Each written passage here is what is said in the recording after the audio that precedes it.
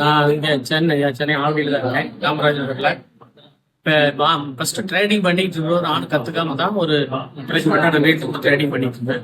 அதுக்கப்புறம் பர்ஃபெக்டா கத்துக்கணும். ஆப்ஷன் ட்ரேடிங்ல எனக்கு தெரியாததுனால நான் ஏஜென்ட் ட்ரேடிங் வந்து சார்கிட்ட வந்து நான் ஜாயின் பண்ணி இப்போ கிளாஸ் எடுத்துக்கிட்டேன். கிளாஸ் எடுத்ததுக்கு அப்புறம் ட்ரேடிங்ல எந்த ஸ்ட்ராட்டஜி லாஸ் இல்லாம பண்ணணும் அப்படிங்கிறத மெயின்.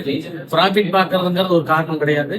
லாஸ் இல்லாம எந்த அளவுக்கு நம்ம பார்க்கணும் அப்படிங்கிறது மெயின் கான்செப்ட் சொல்லிட்டாங்க. அதே மாதிரி ஸ்ட்ராட்டஜி வச்சு பண்ணினா மேக்ஸிமம் லாஸ் வராது.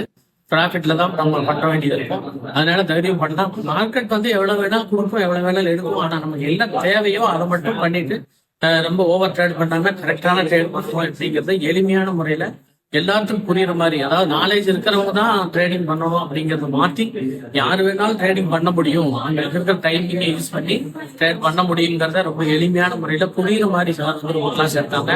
ரொம்ப யூஸ்ஃபுல்லா இருக்குது.